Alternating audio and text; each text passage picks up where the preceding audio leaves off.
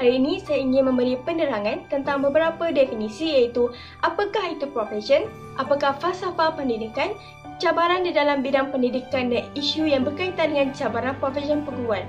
Yang pertama, apakah itu profession? Profession berasal daripada perkataan Latin iaitu profiteor yang terbahagi kepada pro yang secara umumnya membawa maksud ke arah, dan viteor yang bermakna mengakui, berjanji, mendedahkan kepada semua dan berikrar. Profesionalisme pula ialah sifat-sifat, kemampuan, kemahiran, cara pelaksanaan sesuatu dan lain-lain sebagaimana yang sewajarnya terdapat pada atau dilakukan oleh seorang profesional. Profesionalisme berasal daripada profession yang bermakna berhubungan dengan profession dan memerlukan kepandaian khusus untuk menjalankannya. Jadi, profesionalisme adalah tingkah laku, kepakaran atau kualiti dari seseorang yang profesional. Seterusnya, falsafah pendidikan. Falsafah pendidikan adalah cabang falsafah yang diterapkan atau praktikal yang bersangkutan dengan sifat dan tujuan pendidikan serta masalah falsafah yang timbul daripada teori pendidikan dan amalan. Selain daripada itu, topik falsafah pendidikan adalah luas yang melibatkan isu-isu dalam etika dan falsafah sosial atau politik, etimologi, metafizik, falsafah fikiran dan bahasa dan bidang falsafah-falsafah yang lain. Hal ini kerana ia kelihatan baik di dalam disiplin induk dan keluar induk untuk amalan pendidikan dan konteks sosial undang-undang dan institusi di mana ia berlaku. Dalam konsep cabaran perguruan, profesion menjadi seorang guru perlu menyahut cabaran untuk melihat keupayaan seseorang guru dalam melaksanakan tugasannya, bukan sahaja di dalam bilik darjah namun di sekolah secara amnya. Profesion keguruan adalah satu bentuk perkhidmatan sosial yang amat mencabar jika dilihat dari segi tanggungjawab terhadap agama, bangsa dan negara. Hal ini kerana golongan guru adalah golongan yang bertanggungjawab memastikan falsafah pendidikan negara dan falsafah pendidikan guru tercapai.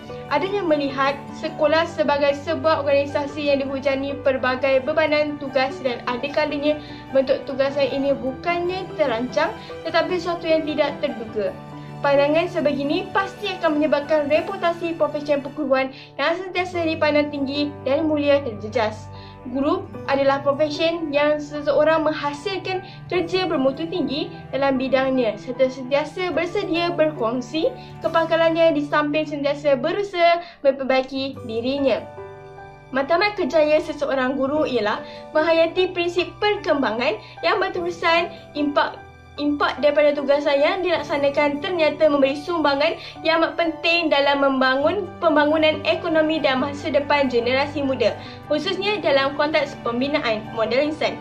Seseorang guru perlu melalui beberapa peringkat dalam kerjayanya sebelum dapat mencapai ke tahap kepakaran atau kecemerlangan.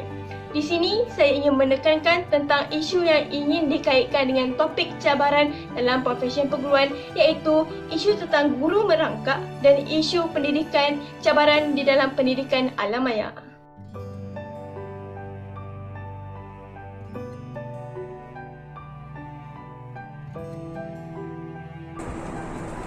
Baru-baru ini terdapat isu yang tular di media sosial, iaitu isu ibu paksa guru merangkap. Tindakan itu jelas tidak wajar dilakukan oleh ibu kepada guru dan ianya mencabar profesion seorang guru. Kerana berikut merupakan sedikit selingan video mengenai isu tersebut.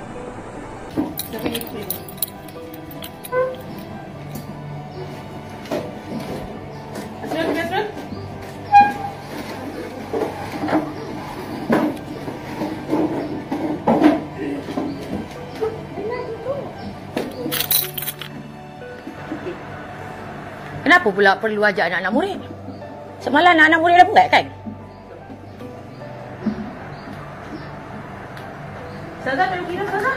Agaknya kira tak pandai.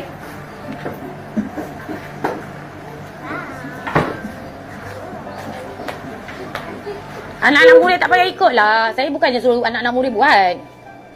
Anak-anak murid semalam semua dah buat kan? Ustazah dah suruh kan buat kan?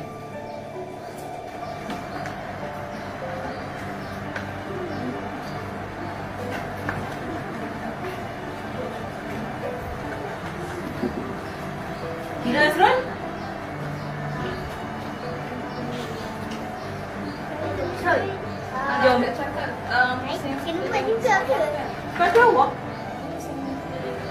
Tak kisahlah Ustazah, pusing sekeliling sekolah ke, sisik keliling ini ke, pusing keliling meja masalah dah mencederakan Ustazah. Anak saya sampai takut nak pergi sekolah tau. Kenapa yang lain tak cedera? Manalah saya tahu, sekarang berlaku kat sini sampai rumah terus dia bagi tahu tau. Mungkin anak Puan cedera daripada sekolah tu. Tak ada. Dia balik daripada sini, lepas saja. Adila mana?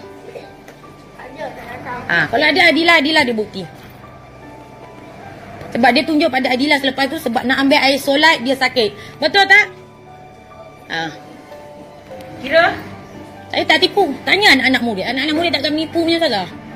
Melainkan Video mengenai guru merangkak di sekolah itu dipercayai di sebuah sekolah agama di Perak. Pada mulanya, guru itu hanya menyuruh murid-murid merangkak beramai-ramai kerana sebab-sebab tertentu, sama ada kerana murid itu tidak menyiapkan kerja atau sebagainya. Tetapi timbul perasaan dendam seorang ibu kerana difahamkan dia mendakwa bahawa terdapat kesan luka terhadap anaknya disebabkan ustazah tersebut menyuruh anaknya untuk merangkak. Perasaan dendam yang menyelubungi diri seorang ibu itu menyebabkan bertindak secara meluru. Adakah tindakan itu patut atau tidak patut? Ia sangat tidak patut kerana mencabar profesi seorang guru. Setidaknya, walaupun guru tersebut mendenda anak kepada ibu tersebut, tetapi itu adalah tugas seorang guru untuk mendidik pelajarnya. Walaupun kadang tindakan tersebut tidak dapat diterima, tetapi akhir daripada isu ini didapati guru dan ibu tersebut bermaafan dan berbincang secara baik antara satu sama lain. Berikut adalah sedikit daripada cerita mengenai selingan video yang tadi, dan dapat kita simpulkan bahawa walaupun tindakan seseorang guru tersebut salah, tetapi tidak wajar bagi seseorang ibu untuk melakukan perkara tersebut kepada guru.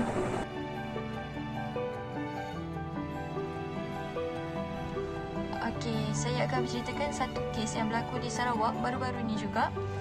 Kes ni berlaku antara seorang guru dan anak murid dia lah, pelajar peperiksaan PT3.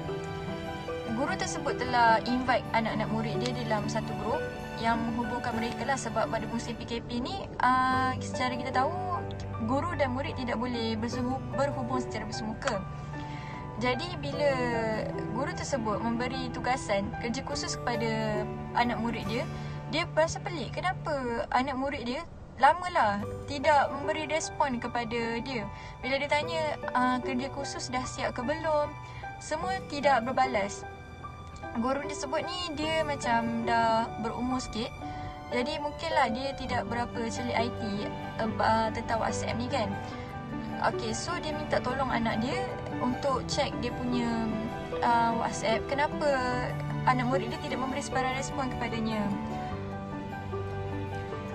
Okay, bila anak dia tengok telefon tersebut, telefon ibunya iaitu guru tersebut, dia mendapati bahawa grup WhatsApp tersebut hanya terdapat ibunya sahaja, iaitu guru tersebut sahaja. Semua murid-murid, semua pelajar daripada grup tersebut yang telah di-invite dahulunya telah pun left. Left di sini maksudnya telah keluar daripada grup tersebut dan hanya tinggal cikgu tersebut sahaja di dalam grup tersebut. Jadi bagi saya, benda ini tak wajar lah. Jadi bagi saya benda ni tidak wajar berlaku kepada seorang guru, kerana kita semua tahu guru adalah insan yang paling mulia yang mengajar kita dan mendidik kita dari kecil. Jadi bila mereka, para pelajar buat macam ni, bagi saya macam agak kejam lah, sebab guru tersebut telah berhempas bulan memberi tugasan, tetapi mereka menggunakan kesempatan guru tersebut yang tidak celik IT untuk keluar daripada grup tersebut dan tidak memberi sebarang respon langsung, padahal mereka adalah pelajar PT3.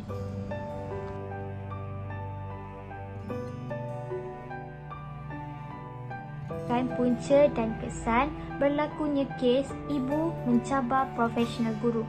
Okey, pertama punca. Punca ni ialah tiada didikan daripada ibu bapa, iaitu didikan ibu bapa sendiri tidak betul kerana si ibu mengarahkan seorang guru ataupun ustazah merangkak di hadapan anaknya dan di hadapan pelajar-pelajar yang lain.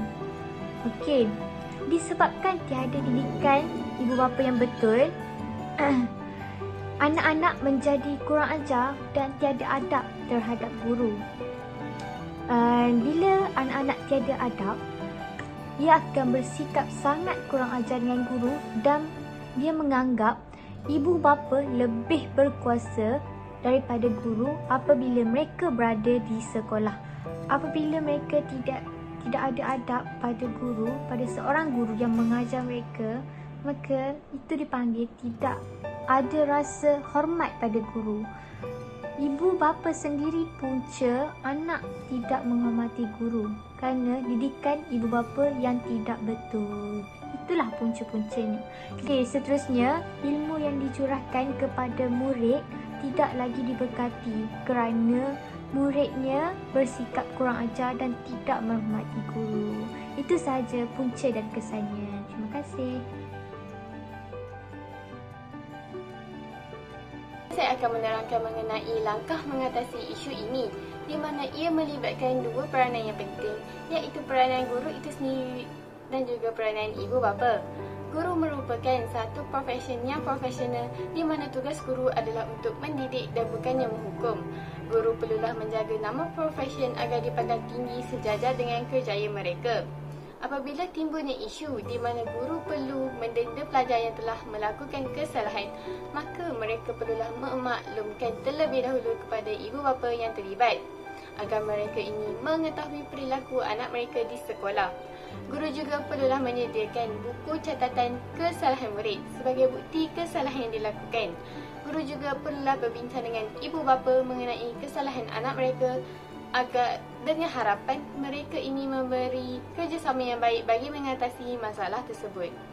Seterusnya, saya akan menerangkan pula mengenai peranan ibu bapa. Ibu bapa memainkan peranan yang sangat penting dalam kehidupan anak-anak, terutama sekali dalam mendidik anak-anak selain daripada guru itu sendiri. Bagi anak-anak, mereka inilah model yang perlu dicontohi dan dihormati dalam kehidupan mereka. Ibu bapa perlulah prihatin terhadap tingkah laku anak-anak di sekolah dengan menanyakan apa yang telah dibuat oleh mereka pada setiap hari. Ibu bapa juga tidak bolehlah bertindak melulu dengan menghukum guru yang mendenda anak mereka kerana ini tidak menyelesaikan masalah, malah menambahkan lagi konflik. Ibu bapa seharusnya berbincang dengan guru untuk mengatasi masalah anak mereka dan merancang apa yang perlu dibuat bagi mengatasi masalah tersebut.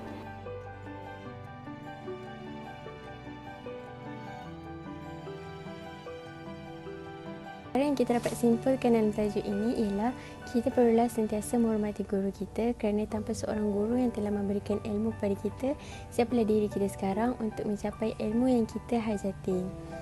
Bagi Muslim, seorang guru pahalanya mengalir tanpa henti selagi mana ada orang yang mengamalkan ilmu yang diajarkannya, iaitu ilmu yang baik-baik sahaja. Seterusnya, riwayat Muslim juga ada mengatakan bahawa apabila meninggal dunia seseorang manusia itu, maka terputuslah amalannya kecuali 3 perkara, iaitu yang pertama, sedekah amal jariah, dan yang kedua, ilmu yang bermanfaat, dan yang ketiga, doa anak soleh yang mendoakannya. Maka di sini kita perlulah sentiasa menghormati guru kita kerana tanpa mereka yang telah mencurahkan ilmu pengetahuan kepada kita, siapalah diri kita sekarang untuk menjadi seorang yang berjaya. Dan kita juga perlulah sentiasa mengucapkan terima kasih kepada guru kerana mereka telah berkorban tenaga untuk menyampaikan ilmu kepada kita supaya menjadi manusia yang berguna dan berjaya di dunia dan di akhirat pada masa akan datang. Sekian, terima kasih.